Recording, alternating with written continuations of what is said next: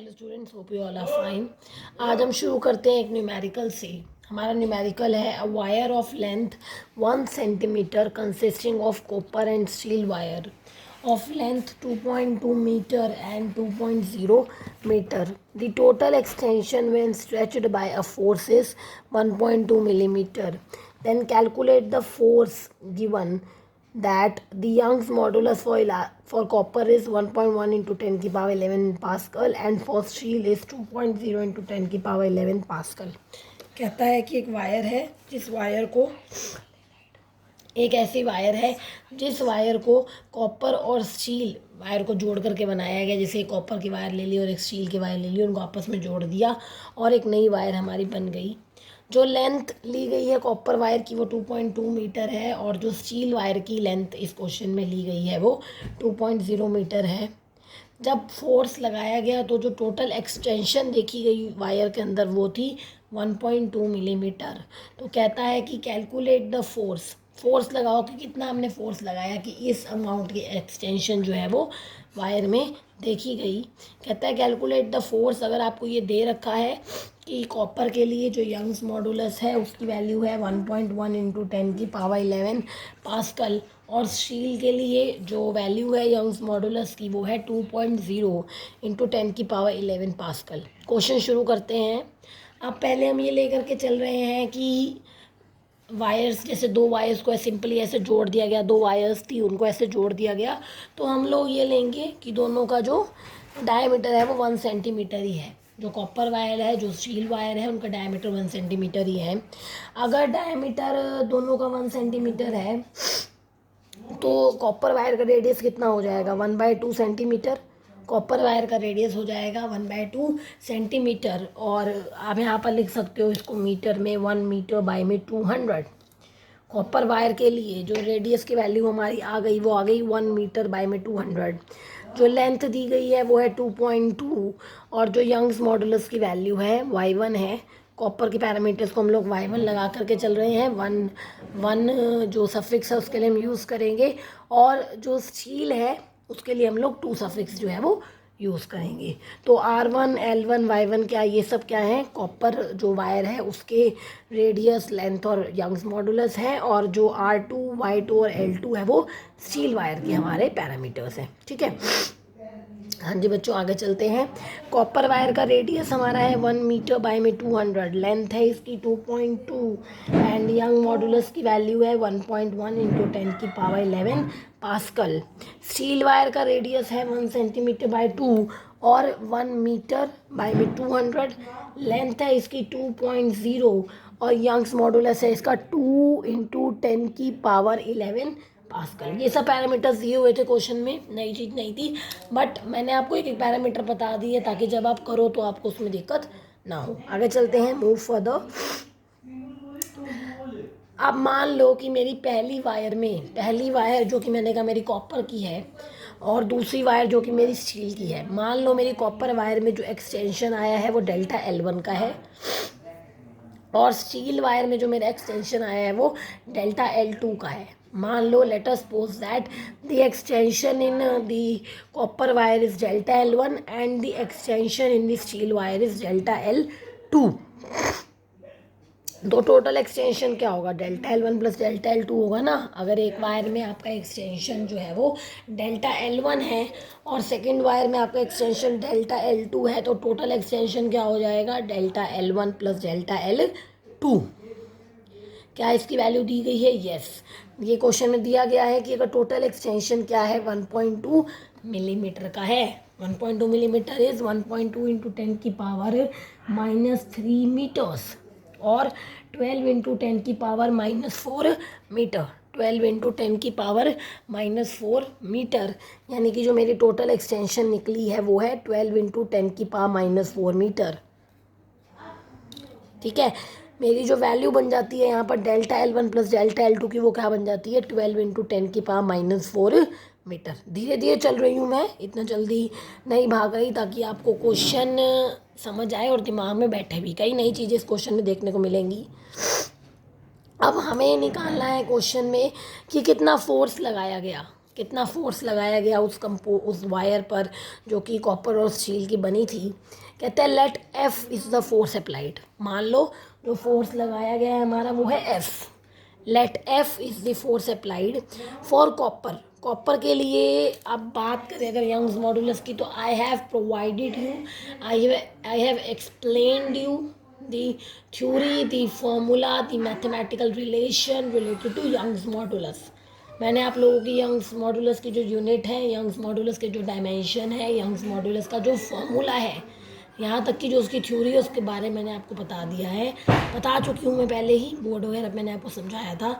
तो कॉपर का जो यंग्स मॉडुलस है वो y1 है और स्टील का यंग्स मॉडुलस मैंने इस क्वेश्चन में y2 से डिनोट किया है। इस क्वेश्चन में कॉपर के यंग्स मॉडुलस को मैंने y1 से और स्टील के यंग्स मॉडुलस को मैंने y2 से डिनोट किया है। y1 की वैल्यू क्या होगी, f बाय में a1 डिवाइडेड बाय में डेल्टा L1 डिवाइडेड बाय में L1। y1 की वैल्यू क्या होगी, f1 बाय में a1 डिवाइड बाय में डेल्टा L1 बाय में L1, जिसे आप लिख सकते हो f L1 डिवाइडेड बाय में a1 पाई a1 डेल्टा L1, जिसे आप लिख सकते हो f L1 डिवाइडेड बाय में a1 delta L1। Now a1 क्या होगा, a1 क्या होगा, पाई r1 स्क्वायर होगा ना, a1 क्या होगा, पाई r1 स्क्वायर होगा। एरिया का फॉर्मूला लगाया है, कुछ नई चीज़ मैंने यहाँ पर नहीं लगाई। I haven't used a new term over here, I have just taken the old one. तो आपका अब मेन जो फॉर्मूला है y1 का वो क्या बन गया, f L1 बाय में pi r1 square delta L1। y1 का फॉर्मूला बन जाता है f L1 बाय में pi r1 square delta L1। Steel पर चलते हैं। जो हमारा स्टील है जिसके यंग्स मॉडुलस को हम लोगों ने y2 से डिनोट किया है, उसकी वैल्यू क्या होने वाली है, what is the value of Young's modulus of steel, y2 is equal to f by a2 divided by में डेल्टा L2 बाय में L2। y2 is equal to f by में a2 डिवाइडेड बाय में delta L2 by में L2, that is equal to f L2 by में pi r2 का square into delta L2। Steel के लिए value बन जाएगी आपकी f L2 डिवाइडेड बाय में पाई r2 का स्क्वायर इंटू डेल्टा L2। सही है, इतना आपको आ गया होगा समझ।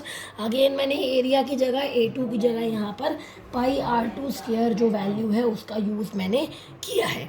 तो मेरे पास इस स्टेप तक मेरे पास बच्चों y1 और y2, जो कि अगेन मैं बार बार कह रही हूँ ताकि आप कंफ्यूजन क्रिएट मत करें, कोई कंफ्यूजन कहीं पर क्रिएट ना हो कि y1 मैंने कॉपर के लिया है और y2 मैंने स्टील के लिए लिया है और उसकी वैल्यूज़ हम लोगों ने यहाँ पर निकाल ली है।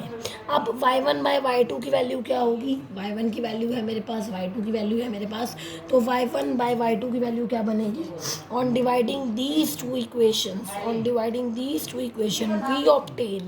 we obtain L1 by L2 into pi L1 by L2 into delta L2 by में delta L1 on dividing the equation for y1 and y2। हमको मिलेगा, हमें क्या मिलेगा यहाँ पर कि y1 by y2 जो है वो बराबर है L1 by L2 into delta L2 by delta L1 के। ठीक है, तो मेरे पास y1 बाय y2 की वैल्यू आ चुकी है L1 by L2 into delta L2 by में डेल्टा L1। चलें आगे, 1 मिनट के लिए आप देख लीजिए कितना आपको अच्छे समझ आ गया है, आ गया होगा वैसे तो, इतना भी मुश्किल नहीं है ये।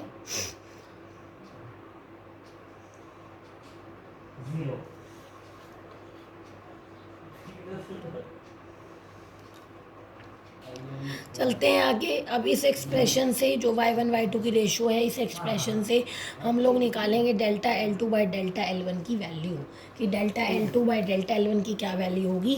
Delta L2 by delta L1 is equal to y1 by y2 into L2 by L1। Delta L2 by delta L1 is equal to y1 L2 by में y2 L1। ये मेरी वैल्यू होगी जो एक्सटेंशंस आई हैं वायर्स में उनकी ratio की, यानी कि डेल्टा L1 और डेल्टा L2 की जो बच्चों रेशो आई है मेरे पास वो ये आई है y1 L2 बाय में y2 L1। अब y1 की वैल्यू दी क्या हुई थी क्वेश्चन में, ये रही 1.1 इंटू 10 की पावर 11। L2 की वैल्यू क्या थी 2.0, डिवाइड बाय में y2 की वैल्यू क्या थी, y2 की वैल्यू क्या थी 2.0 इंटू 10⁻11 और L1 की वैल्यू क्या थी, L1 की वैल्यू क्या थी 2.2। तो मैंने क्या किया यहाँ पर, मैंने सिर्फ जो वैल्यूज़ हैं, मेरी जो वैल्यूज़ हैं y1 की, y2 की, L1 की, L2 की, इन वैल्यूज़ को मैंने जो मेरी delta L2 by delta L1 की जो इक्वेशन है उसमें मैंने पुट किया है। अगर आप इसे सॉल्व करोगे, बहुत इजी कैलकुलेशंस हैं इसकी, तो आपके पास आएगा 1/2, आपके पास आएगा 1/2। Let us move to the next step, अगले स्टेप पर बढ़ते हैं कि नेक्स्ट स्टेप हमारा क्या रहेगा, उस पर बढ़ते हैं। Late us move further. हमने अभी जो रेशियो निकाली थी एक्सटेंशंस की, वहाँ से हमारे पास आता है कि डेल्टा L1 जो है वो 2 ऑफ डेल्टा L2 है। अभी जो रेशियो निकाली थी वहाँ से हमारे पास आता है कि delta L1 2 of delta L2 है। अब जब मैंने ये स्टार्ट की थी वीडियो तो मैंने आपको बताया था कि delta L1 plus delta L2 क्या है, 12 इंटू 10⁻⁻4 या 1.2 इंटू 10⁻³ ही तो है। जब मैंने वीडियो शुरू की थी तब मैंने आप लोगों को बताया था कि delta L1 plus delta L2 12 into 10⁻⁻4 value रखता है। अब डेल्टा L1 क्या है, 2 ऑफ डेल्टा L2 है। डेल्टा L2 की जगह डेल्टा L2 रखो, डेल्टा L1 की जगह 2 ऑफ डेल्टा L2 रखो, बराबर है वो 12 इंटू 10⁻⁻4 की। ठीक है, अब यहाँ से आप वैल्यू निकाल सकते हो डेल्टा L2 की, जो कि निकलेगी 12 इंटू 10⁻⁻4 डिवाइड बाय में 3। Delta L2 is equal to 12 into 10⁻⁻4 divided by में 3। तो डेल्टा L2 की आपकी वैल्यू बन जाती है 4 इंटू 10⁻4 मीटर। डेल्टा L2 की वैल्यू आपकी बन जाती है 4 इंटू 10⁻4 मीटर। अब क्वेश्चन में बोला क्या गया था, एक बार याद करो। क्वेश्चन में निकालने के लिए उसने क्या कहा था, इतना सब हमने क्यों किया, हमें क्या निकालना है क्वेश्चन में, उसने निकालने के लिए हमें क्या कहा था। Let us remind that concept into your mind. हाँ जी, क्या निकालने के लिए कहा था क्वेश्चन में? यस, क्वेश्चन में हमें बोला गया था कि फोर्स निकालो। हमें क्वेश्चन में बोला गया था कि to calculate the value of force, हमें फोर्स की वैल्यू निकालनी थी। अब ये जो एक्सप्रेशन था आपका y1 का, ये जो एक्सप्रेशन था आपका y1 का, वो क्या था, FL1 बाय में pi R1 square into delta L1, FL1 by में पाई R1 का स्क्वायर इंटू डेल्टा L1। ये हमारा जो एक्सप्रेशन था y1 का एक्सप्रेशन था। So and we are going to use this expression only to calculate the value of force. तो अब हम लोग पहुंच चुके हैं अपने जो मेन मोटिव है, जो मेन चीज़ हमें निकालनी थी, उस पर चलते हैं। y1 की वैल्यू कितनी बन गई, f इंटू L1 बाय में पाई R1 स्क्वायर इंटू में delta L1। So move to the last step of our question we have with us.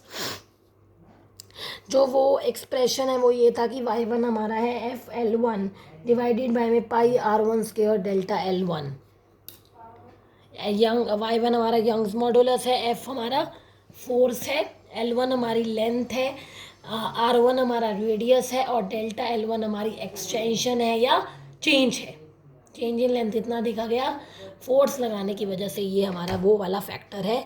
y1 की वैल्यू कितनी थी, again going to the same process, y1 is nothing but equal to 1.1 into 10⁻11।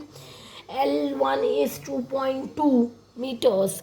f की value निकालनी है, उसको as such रखिए, f को f ही रखिए। Pi is 22/7 into R1 is 1/200 का whole square.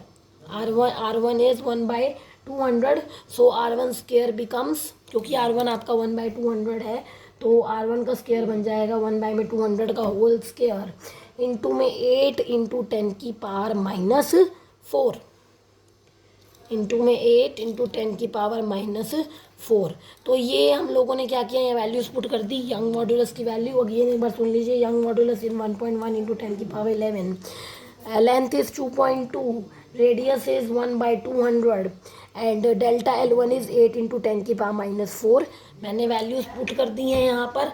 And when you solve the simple calculations using simple calculation for this particular equation, आपकी जो फोर्स की वैल्यू आएगी वो आएगी 3.14 इंटू 10⁻³ न्यूटन। 3.14 इंटू 10⁻³ न्यूटन, यानी कि जो पूरे क्वेश्चन में उसने पूछा था कि फोर्स कितना रहता है, वो इतनी अमाउंट का फोर्स था जिसने एक्सटेंशन जो थी या जो चेंज था लेंथ में वो प्रोड्यूस किया था। So in today's video we have discussed one huge numerical related to the Young's modulus of elasticity, and we are going to continue the next topic from the next video. With this, be regular with videos, don't waste your time, study hard. Thank you. कहीं ना कहीं जो ये वाला chapter है ये काफ़ी सारा हो भी गया है, तो आप इसकी जो क्वेश्चंस हैं रिलेटेड न्यूमेरिकल्स हैं उनको रिवाइज करना शुरू कर दीजिए। Be regular with videos. Thank you.